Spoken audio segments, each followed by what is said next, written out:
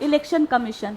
ठीक, election commission के लिए आपके कॉन्स्टिट्यूशन में आर्टिकल 324 के अंदर दिया हुआ है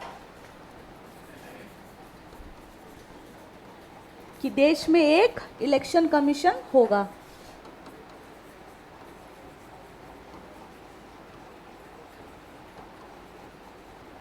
ठीक है,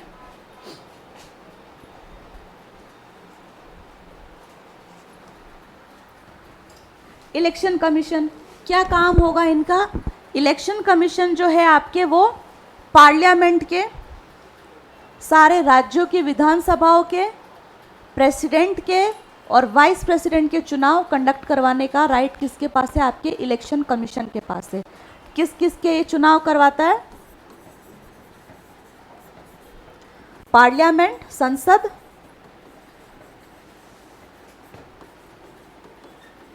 लोकसभा राज्यसभा के चुनाव, ठीक, राज्यों की विधानसभाओं के चुनाव,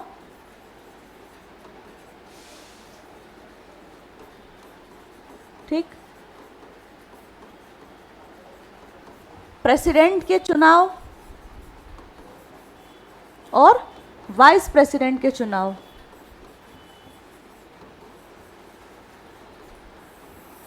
इन सब का जो चुनाव करवाने का पावर है वो आपके किसके पास है? इलेक्शन कमीशन के पास। ठीक, अब देखो ये इन्हीं चारों पांचों के क्या करता है? चुनाव कंडक्ट करवाता है। लेकिन हमने कल वाली क्लास में देखा था कि पंचायत के इलेक्शन कौन करवाता है? स्टेट इलेक्शन कमीशन, आर्टिकल 243, राज्य निर्वाचन आयोग।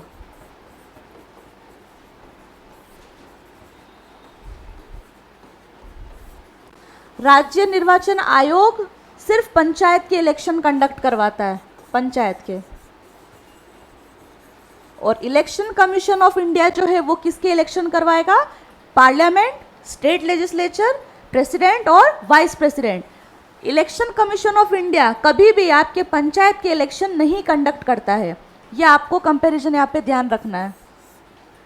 आर्टिकल नहीं, ये बात आप इसके साथ ही लिख लो ताकि पढ़ने में आसानी रहेगी। मन में डाउट आ सकता है कि ये सबके इलेक्शन करवा रहा है तो पंचायत के भी क्या यही करवाता है क्या? नहीं, पंचायत के लिए क्या होगा? हर राज्य में एक अलग से सेपरेट राज्य निर्वाचन आयोग होगा, जिसका गठन कौन करेगा? जिसका जो चेयरमैन है उसको अपॉइंट कौन करेगा? आपका वहाँ उस राज्य का गवर्नर, राज्यपाल। ये हमने कल वाली क्लास में भी पढ़ा था।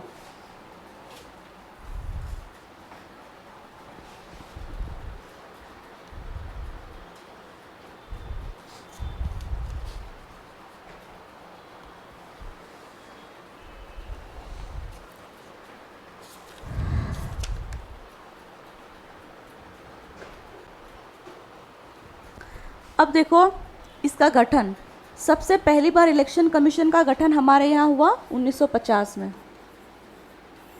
ठीक,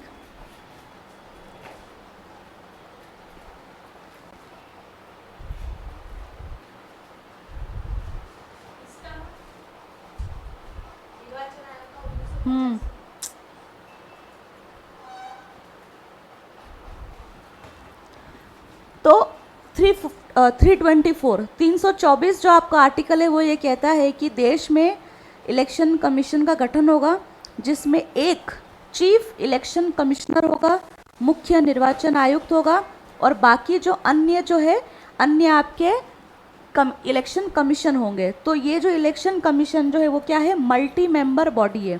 ठीक, बहुसदस्यीय जो है ये संस्था है।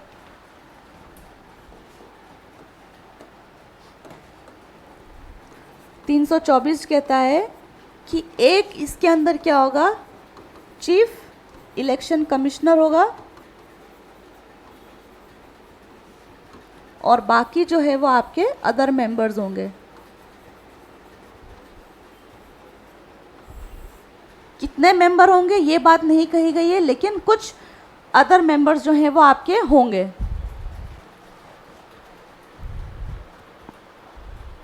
और ये डिसाइड करने का पावर कि कितने अदर मेंबर्स होंगे, वो डिसाइड करने का पावर जो है आपके पार्लियामेंट को दे रखा है।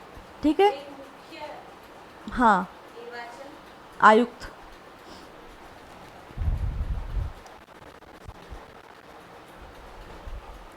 तो 1950 से साल 1989 तक ये जो इलेक्शन कमीशन, ये जो बॉडी है, ये सिंगल मेंबर बॉडी थी। ठीक है, एक ही सदस्य इसके अंदर था, एक, ओनली वन, एक ही था, चीफ इलेक्शन कमिश्नर। ठीक, उसके बाद में क्या किया, इसमें मेंबर को बढ़ाया गया, 2 अन्य मेंबर्स को इसके अंदर जोड़ा गया, और उसके बाद से ही जो है ये 3 मेंबर बॉडी बन गई। एक इसके अंदर चीफ इलेक्शन कमिश्नर होगा और बाकी अदर इलेक्शन कमिश्नर होंगे। ठीक,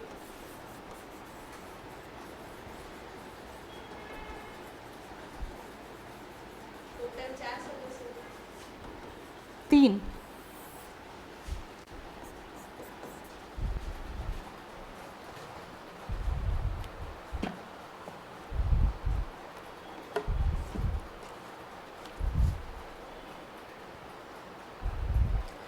तो देखो 50 में क्या बोला कि सिर्फ एक ही सदस्य होगा, लेकिन जैसे जैसे टाइम बढ़ता गया, वर्कलोड बढ़ता गया, योजनाएं आती गई, तो ऐसा लगा पार्लियामेंट को और प्रेसिडेंट को लगा कि नहीं, ये जो काम है मतलब वर्कलोड ज़्यादा हो रहा है, इसकी वजह से क्या है कि एक मेंबर इतने सारी चीज़ों को हैंडल करना मुश्किल है।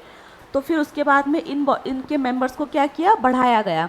तो उसके बाद से ही जो है वो क्या है, 3 मेंबर बॉडी ये है, 3 लोग जो है यहाँ पे काम करते हैं। एक आपका है मुख्य निर्वाचन आयुक्त और बाकी के जो 2 है वो अन्य निर्वाचन आयुक्त, हम उन्हें बोलेंगे। ठीक है,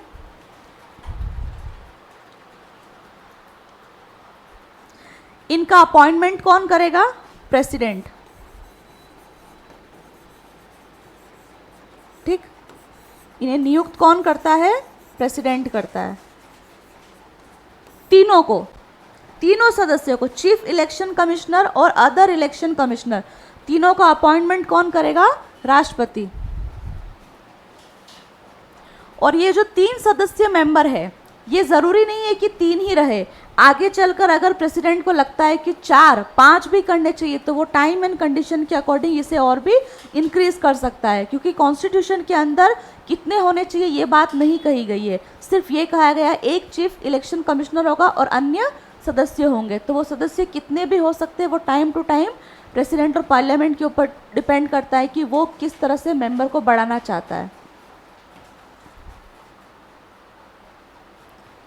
अब ये कि क्वालिफिकेशन, योग्यता है, तो कौन व्यक्ति है जो इलेक्शन कमिश्नर बन सकता है, तो संविधान के अंदर कोई भी योग्यता नहीं मेंशन करी हुई है। ये एक तरह से आप ड्रॉबैक भी बोल सकते हो इस सिस्टम का, कि वो किसी को भी, संसद को, प्रेसिडेंट को लगता है कि ये व्यक्ति उचित है तो उन्हें वो क्या कर देता है, अपॉइंट कर देता है। वो कोई भी हो सकता है। जनरली इस तरह की पोस्ट पर कौन बैठता है, जो एक्स IAS ऑफिसर्स होते हैं, जो सेक्रेटरियल लेवल पर पहुंच जाते हैं, वही लोग जो है उन्हीं को ये बड़ी बड़ी पोस्ट जो है वो दी जाती है। ठीक है, जैसे UPSC का चेयरमैन, वो कौन होते हैं, जो कभी न कभी IAS रहे होते हैं। ठीक है, फाइनेंस कमीशन, सब जितने भी बड़ी बड़ी पोस्ट है ये सारे क्या है, ब्यूरोक्रेट्स ही होते हैं। तो इसके लिए क्या है कि क्वालिफिकेशन, योग्यता है, कुछ भी निर्धारित नहीं की गई है कि कौन व्यक्ति जो है वो बनेगा। न इसके लिए उम्र डिसाइड की गई है, संविधान में ना उम्र मेंशन की है और ना ही क्या किया हुआ है, जैसे हमने पढ़ा था लोकसभा के इलेक्शन में न्यूनतम आयु डिसाइड की है। और हम देखते आ रहे हैं president, vice president, prime minister, सबके लिए क्या है, कुछ न कुछ एलिजिबिलिटी है। लेकिन इनके लिए क्या है, कोई किसी भी तरह की आपके एलिजिबिलिटी कॉन्स्टिट्यूशन के अंदर मेंशन नहीं की हुई है। ये सब कुछ डिपेंड करता है आपके हाउस के ऊपर, वो जिसको सजेस्ट करेगा प्रेसिडेंट उनको क्या कर लेगा, अपॉइंट कर लेगा। ठीक, अब ये कि इनका टेन्योर, कार्यकाल, इनका कार्यकाल या तो 6 वर्ष या 65 वर्ष, दोनों में से जो भी पहले आ जाएगा।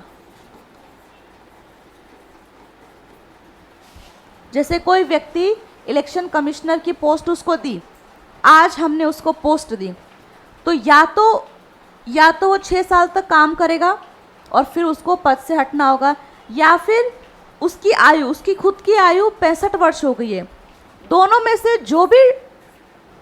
जो भी टाइम पीरियड आपका पहले हो जाएगा तब तक उसका कार्यकाल रहेगा। जैसे आपको अपॉइंट कर लिया, ठीक है, जनरली तो क्या है कि आपको 6 साल तक काम करना है जनरली, लेकिन अगर 6 साल पूरा होने से पहले आपकी एज 65 साल हो गई है तो आपको क्या करना पड़ेगा, पद से पद रिक्त करना पड़ेगा। ठीक है, या तो आपकी एज 65 वर्ष या फिर आपका टेन्योर 6 वर्ष, दोनों में से जो भी विचेवर इज अर्लियर तब तक आप पद पे रहोगे। तो ये इसका टेन्योर है। ठीक, लिखते जाओ, टेन्योर कार्यकाल 6 वर्ष या 65 वर्ष की आयु, इनमें से जो भी पहले होगा तब तक के लिए आपको पद पे रहना होगा।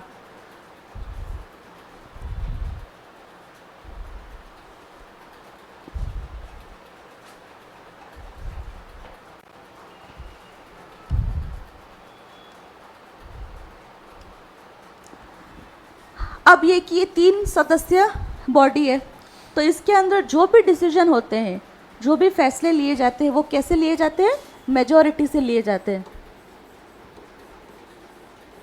एक तो क्या होगा, सर्वसहमति से, कि तीनों सदस्य क्या है, सहमत है। मान लीजिए किसी वजह से तीनों के तीनों सहमत नहीं है तो मेजॉरिटी, 3 में से अगर 2 भी सहमत है तो भी क्या हो जाएगा, वो डिसीजन ले लिया जाएगा। इसी के ऑपोजिट कोलिजियम सिस्टम में क्या था कि कोई एक भी अगर असहमत है तो वो नाम आगे रिकमेंडेशन में नहीं जाएगा। यहाँ पे क्या है कि मेजॉरिटी विंस, 3 जने हैं, 3 में से अगर 2 बोल रहे हैं ओके तो वो डिसीजन ले लिया जाएगा।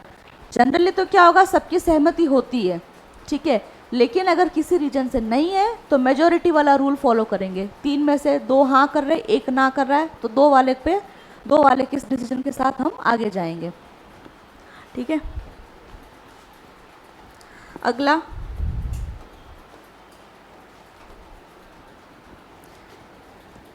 इनको रिमूव करने की कंडीशन, पद से हटाने की कंडीशन।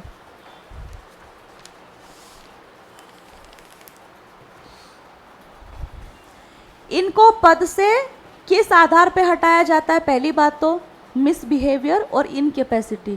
ठीक, मिसबिहेवियर और इनकेपेसिटी।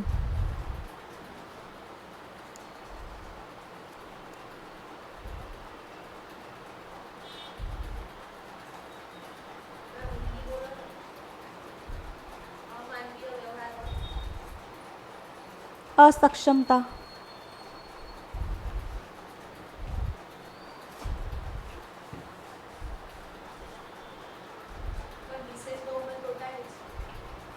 जिसे हटाने के लिए एक तो क्या है कि आपका कार्यकाल पूरा हो गया उसके बाद आप जा रहे हो, एक होता है कि आपका कार्यकाल पहले से ही आपको हटाया जा रहा है, तो उसके लिए क्या होगा, दोनों हाउस में इसको स्पेशल मेजॉरिटी से हम क्या करेंगे, हटाएंगे। विशेष बहुमत से क्या करेंगे हम इनको, उसके लिए क्या रखा जाएगा, प्रस्ताव रखा जाएगा और उसको विशेष मेजॉरिटी से इसको हम रिमूव कर सकते हैं। नेक्स्ट, अब जैसे इलेक्शन कमिश्नर और अदर इलेक्शन कमिश्नर, ठीक है, ये रिटायर हो गए, इनका टेन्योर पूरा हो गया, तो ये कितनी ही बार फिर से इलेक्शन कमिश्नर या चीफ इलेक्शन कमिश्नर जो है बन सकते हैं, यानी कि रीअपॉइंटमेंट इनका कितनी ही बार हो सकता है। एक से ज़्यादा बार भी ये क्या बन सकते हैं, मुख्य निर्वाचन आयुक्त और निर्वाचन आयुक्त जो है वो बने जा सकते हैं। ऐसा नहीं है कि आप एक ही बार बनोगे, जैसे कि यूपीएससी का चेयरमैन, वो दोबारा से आप यूपीएससी के चेयरमैन आप नहीं बन सकते, लेकिन यहाँ पर ऐसा है कि नहीं, रीअपॉइंटमेंट इनका हो सकता है, कितनी ही बार आप जो है वो बन सकते हो। ये वाला पॉइंट इस बॉडी का माना जाता है एक सबसे बड़ा ड्रॉबैक है, इलेक्शन कमिश्नर। ठीक है, आप एक ही व्यक्ति को कितनी ही बार बना सकते हो, तो ये तो क्या हो सकता है, एक धोखाधड़ी भी हो सकती है, इलेक्शन के साथ छेड़छाड़ कर सकते हो। जैसे कोई रूलिंग पार्टी है, उनको लगता है कि निर्वाचन आयोग जो है वो हमारे पक्ष में ही फैसले देता है, कभी कुछ होता है तो हमारी बात को माना जाता है, तो वो क्या करेंगे, ऐसे ही व्यक्ति को बार बार बनाएंगे। तो इस तरह की पोस्ट में ट्रांसपेरेंसी होनी चाहिए कि एक व्यक्ति एक बार से ज़्यादा नहीं बन सकता, एक बार आए, काम किया, आप जाइए। ठीक है, जैसे सुप्रीम कोर्ट के जजेस को लेकर कि वो सुप्रीम कोर्ट के अलावा कहीं पर भी सर्व नहीं करेंगे, तो ये क्या हो गई, उस संस्था की डिग्निटी, उसकी स्वायत्ता को बढ़ाता है। है ना, ऑटोनॉमी को बढ़ाता है कि आप स्वतंत्र निकाय हो एक, ठीक है, आप किसी के क्या हो, अंडर में नहीं हो, ये उसकी इंडिपेंडेंसी को बताता है। लेकिन ऐसा यहाँ पे नहीं है, इन्हें रीअपॉइंट जो है वो किया जा सकता है। और दूसरा, इनके लिए कोई योग्यता नहीं दे रखी है संविधान में, जबकि छोटे से छोटे पद के लिए भी एलिजिबिलिटी दे रखी है। हम पढ़ेंगे फाइनेंस कमीशन के लिए भी एलिजिबिलिटी दे रखी कि कौन व्यक्ति जो है वो बन सकता है, लेकिन इनके लिए किसी भी तरह की योग्यता जो है वो नहीं दी गई है। अगला देखो इनके फंक्शन, कि इनका काम क्या है। बिल्कुल, अगर उसको समय से पहले हटाना है तो दोनों के अंदर, दोनों द्वारा अगर होता है तो इन्हें हटा दिया जाएगा।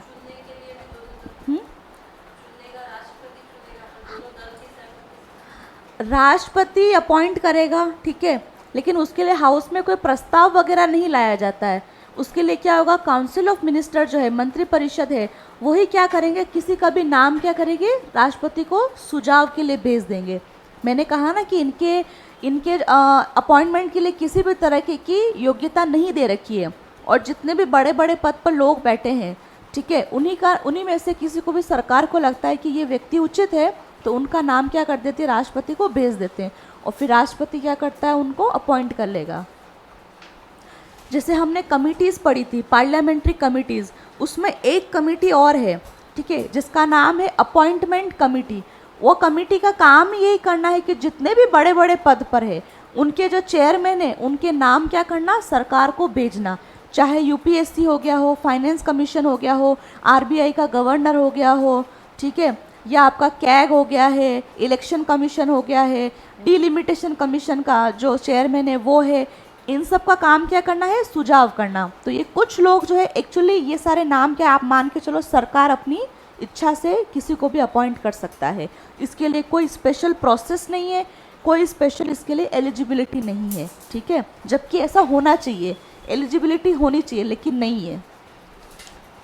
अब फंक्शन कि ये काम क्या करेगा। फर्स्ट हमने देखा कि ये president, vice president, parliament, state legislature, इन सब के क्या करेगा, चुनाव करवाता है, ठीक है।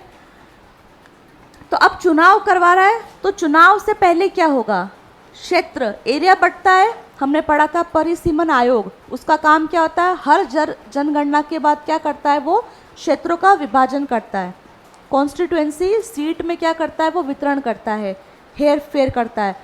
तो उस डिलिमिटेशन कमीशन के आयोग जो है, उसकी रिपोर्ट के आधार पर ही फाइनली क्या करता है, क्षेत्रों के अंदर वितरण करता है, ठीक है, क्षेत्रों का विभाजन करता है। सीट्स का, कितनी सीट्स होगी, कौन सा एरिया, कौन से सीट के अंदर इनको हमें अटैच करना है ना, तो उन सभी सीटों का, समझ रहे हो, जैसे विधानसभा सीट हो गई, है ना, हम बोलते हैं कि ये जो है, ये वाली उदयपुर जो है विधानसभा सीट है। तो विधानसभा सीट से मतलब होता है कि कितने एरिया उस विधानसभा क्षेत्र के अंदर आते हैं। उसके अंदर कोई एक गांव हो सकता है, कुछ गांव हो सकते हैं, शहर हो सकता है, कस्बा हो सकता है।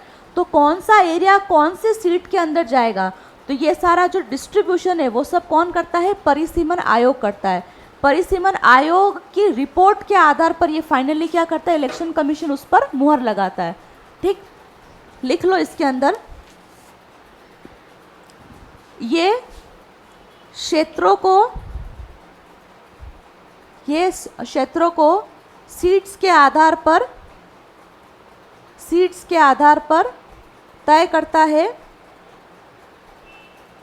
परिसीमन आयोग की रिपोर्ट के अनुसार। It determine the territorial area, it determine the territorial area of constituency throughout the country on the basis of Delimitation Commission Act।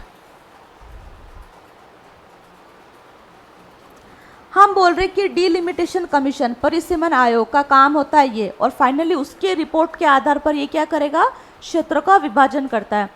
तो आर्टिकल 82 ये लिख लो इसमें। आर्टिकल 82 के अंदर लिखा गया है कि प्रत्येक सेंसस के बाद, जनगणना के बाद क्या, डिलिमिटेशन कमीशन जो है वो क्या करेगा, सीटों का विभाजन करेगा। लेकिन ऐसा हर जनगणना के बाद नहीं हुआ है, ये हमने पिछली क्लास में देखा था।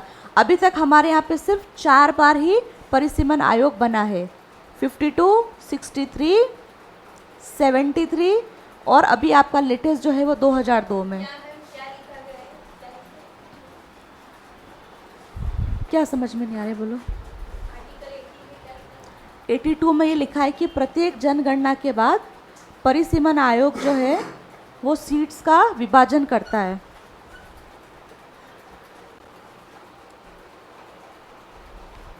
ये हमने पार्लियामेंट वाले सेक्शन में देखा था।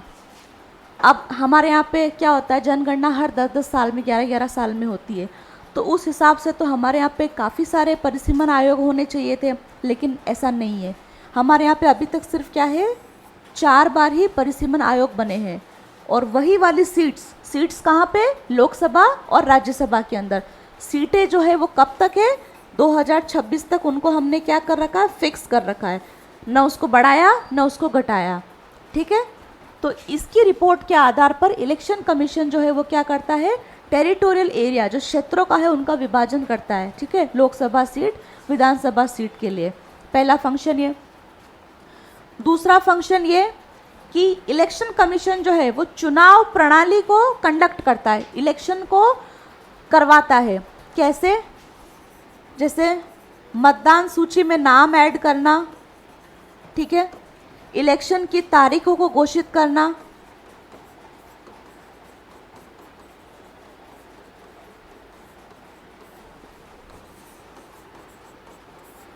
ठीक, जिस दिन इलेक्शन है, जिस दिन इलेक्शन होने हैं तो उसके लिए गाइडलाइन जारी करना। जैसे ऐसा है कि जिस दिन इलेक्शन होते हैं और जहाँ पर बूथ लगा है ना, जहाँ पे वोट पड़ने हैं, उसके 2 किलोमीटर के दायरे में कोई भी शराब है ना, हथियार वगैरह इस तरह का कुछ भी, इस तरह का कोई भी सीन नहीं होना चाहिए। हाँ हाँ, तो ये सारा। और इलेक्शन होने के बाद क्या, गणना, काउंटिंग, ये सारा काम क्या है, आपके इलेक्शन कमीशन का है। काउंटिंग, वोट काउंट करना, वो सब भी यही करवाता है।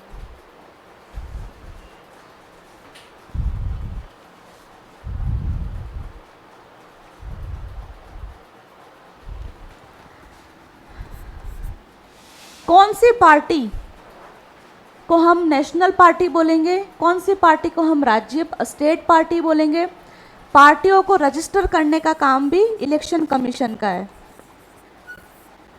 ठीक है, प्लस पार्टी के चुनावी चिन्ह का निर्धारण भी कौन करता है, इलेक्शन कमीशन। ठीक है, हमने देखा अभी करंट न्यूज़ के कंटेक्स्ट में देखा। और वो चाहे तो चुनावी चिन्ह को क्या है, फ्रीज भी कर सकता है, रोक भी सकता है।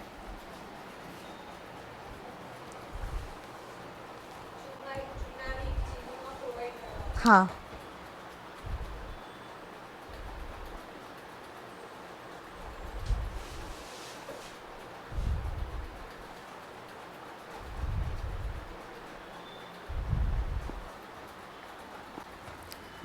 इसके अलावा क्या काम है,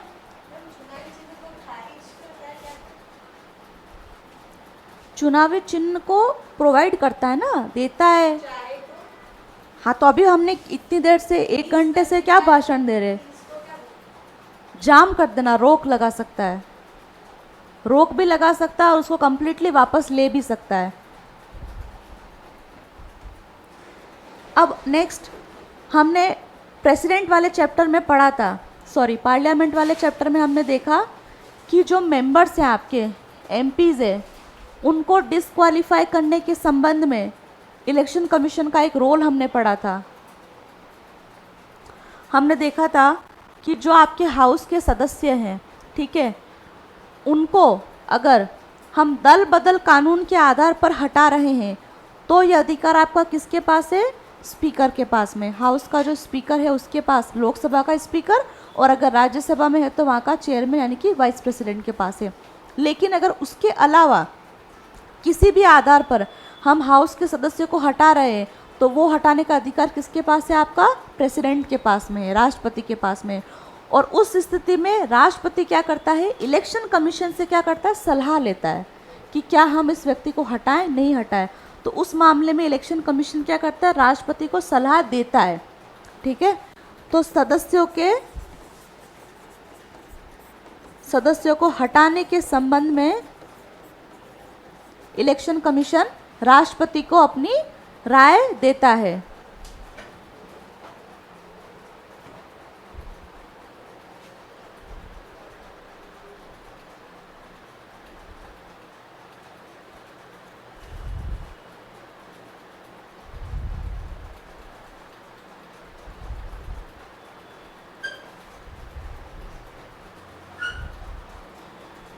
और जिस तरह से ये तारीख घोषित करता है, इलेक्शन करवाता है, उसी तरह से अगर इसे लगता है कि किसी रीजन से इलेक्शन को कैंसिल करवाना पड़े बीच में, तो इसके तारीख डिक्लेयर होने के बाद भी अगर इन्हें लगता है कि परिस्थिति अभी ठीक नहीं है, इलेक्शन को रोकना पड़ेगा, तो ये इलेक्शन को कैंसिल करवाने का राइट भी इलेक्शन कमीशन के पास है। इलेक्शन को रद्द भी ये करवा सकता है, इलेक्शन को रद्द भी ये करवा सकता है।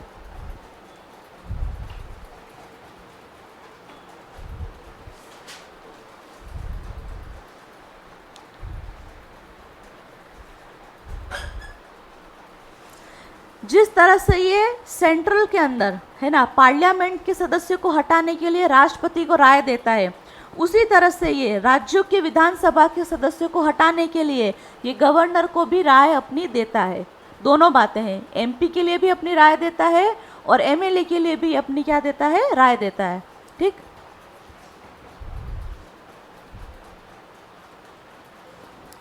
अब ये हमने कहा कि ये सब ये काम देखता है। ठीक है, तो अब ये कोई 3 व्यक्ति हैं। अब 3 व्यक्ति पूरे देश का चुनाव तो नहीं देखेंगे, तो क्या है? एक पूरा चेन बना हुआ है।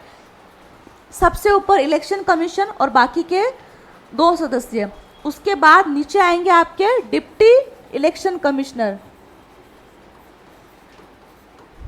Deputy election commissioner. ठीक है, ये कहाँ पे होंगे? आपके स्टेट के अंदर बैठे होंगे, राज्यों के अंदर बैठे होंगे, और वो चीफ इलेक्शन कमिश्नर की सलाह पे काम करेंगे। ठीक, इनके अंडर में वापस कौन होंगे? आपके जिला स्तर पे होगा आपका कलेक्टर। ठीक है, कलेक्टर क्या करता है? जिला स्तर पर एक रिटर्निंग ऑफिसर को क्या करेगा? अपॉइंट करेगा। रिटर्निंग ऑफिसर बोलते हैं, रिटर्निंग ऑफिसर। इसका काम क्या होता है? जिले के अंदर जो आपके चुनाव हो रहे हैं उसका सारा मैनेजमेंट जो है वो देखना। ठीक है, अब चुनाव हो रहे, चुनाव तो क्या होते हैं? गांव-गांव, कस्बों में चुनाव होते हैं, तो वहाँ पे क्या होगा? एकदम निचले स्तर पर ये ऑफिसर जो है वो इनके आदेश और इनके आदेश के अनुसार क्या करेंगे? काम करेंगे। तो क्या है? ये एक पूरी एक हायरार्की बनी हुई है, एक कोऑर्डिनेशन बैठा हुआ है कि सब एक सिस्टम से काम करेंगे। ठीक,